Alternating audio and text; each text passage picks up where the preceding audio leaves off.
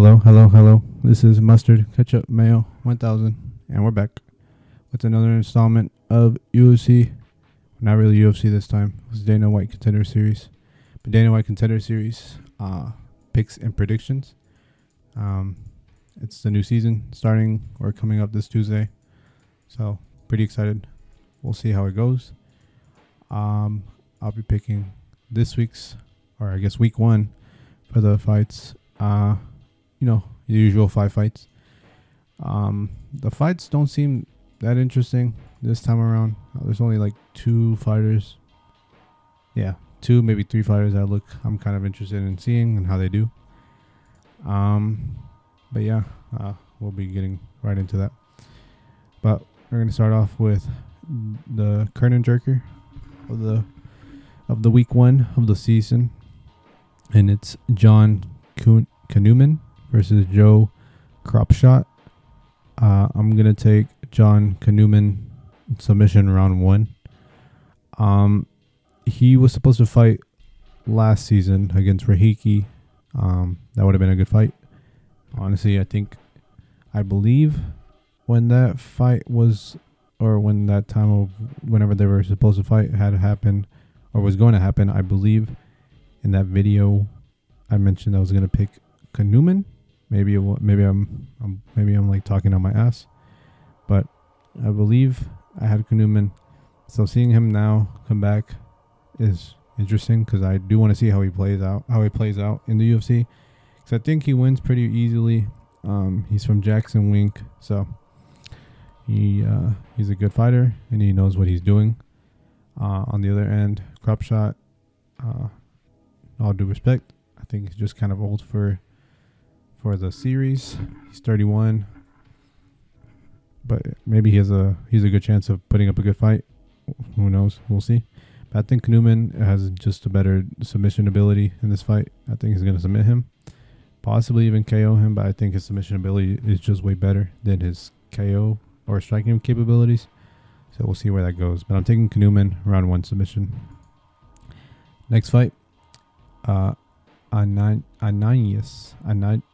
I cannot pronounce his name. Ananias Malumba versus Tom Pagliarulo. I'm taking Malumba KO round 1. I got it confused. Malumba fought Rahiki. Kanuman was supposed to fight Cam Ralston. That would have been a good fight. But back to what I was saying. Malumba KO round 1. Tom looks promising. Don't get me wrong, but I think his level of competition just isn't there. Malumba's coming out of UAE Warriors.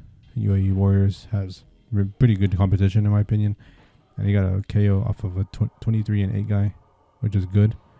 But yeah, I'm taking Malumba by KO round 1, possibly round 2, but I think round 1. Knowing how Rahiki and him kind of went pretty fast-paced in that fight. Pagliarulo, on the other hand, also not bad, but his level of comp, like I said already, is not that good. Like 9-6 in PFL, which is PFL. 6-11 in Combat Zone, 15-7, 2-9. Then losing to a 6-2 guy, which is not necessarily a bad thing, but I feel like if you're fighting at the regional level, you should be at least winning maybe like most of the time. If you're losing, you have to be losing against guys who are early starting, or you should be losing early in your career, or against guys that seem promising going forward. Like Malumba lost to this Giles DeJorian guy, and he looks, he's in the PFL now. He was in Aris. Aris is a good, this guy seems promising to some degree. Can't say the same. Oh, and he also lost to Rahiki, but I can't say the same for Tom's loss to Oliver Murad that I've seen. I haven't really heard from him. Yeah, he's 8-3. Oh wait, actually he fought in the Dana White Contender Series. Binchi. But since then, He hasn't. Oh, he didn't get a contract. Yeah. Okay. So even more reason. Yeah. I'm taking Malumba. KO round 1. Next fight. Bilal Hassan versus Rijrul Saikia. I'm taking Bilal Hassan. I've seen this guy in the regional scene at CFFC. Because I do pick some fights during the regional scene. He looks really good. Not to overhype him anymore, but he is a KO artist. I'm taking him by KO round 1. Nothing against Saikia, Saikia, but he just isn't that good. His level of comp just not to the degree, or not to that level at CFFC. So I'm taking Hassan KO round 1. Not much else to say about that one. Next fight. Abe Al-Sagir. Abe Al-Sagir versus Fabrizio Escarega. I'm taking Al-Sagir by KO round 2. Or possibly a decision. Both of these guys, this is the only fight I'm not really sure about this one.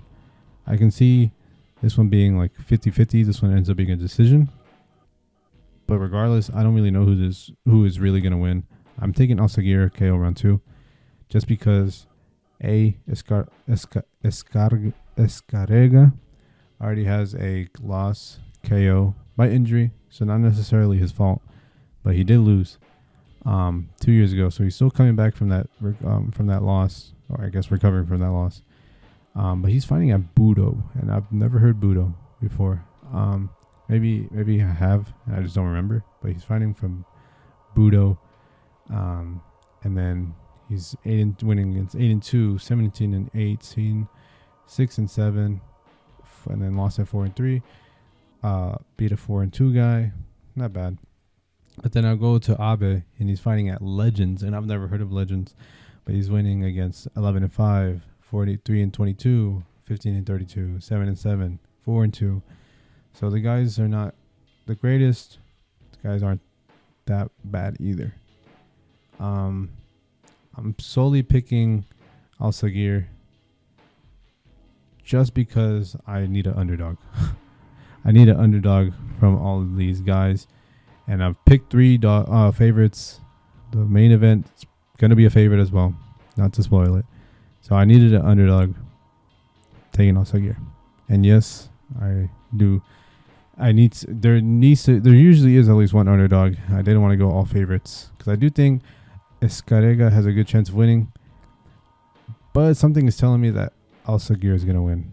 So yeah. Taking Al-Sagir. KO round 2. Next fight. Matt Adams. Also, the Abe and Fabricio fight is really 50-50. So whoever wins, I'm not really surprised. But next fight and the main event, Matt Adams versus Anthony Wint. Taking Anthony Wint by KO round 1. Looks really good. It looks scary. So they're fighting at heavyweight, and he's 6 foot, and the guy he's fighting is 5'10". I don't think there's any 5'10" heavyweights off the top of my head. But yeah, I don't necessarily trust that. And he lost in the regional scene at LFA, which is not a bad loss. Regardless, I'm taking the Fury guy over the LFA guy. That's what it comes down to. Anthony Wint, scary dude, coming from Killcliff. Matt Adams coming from Raw MMA. I'm taking Anthony Wint. Hopefully we'll see during the weigh-ins how he really shapes up to be for either guy. But looking this muscular in your picture, heavyweight, you're going to either be a problem or you're on steroids. We'll see during the weigh-ins. But I'm taking Anthony Wint by KO round 1. But yeah, that's everything I have for today for the week 1 of Dana White Contender Series. Thank you for watching, and goodbye.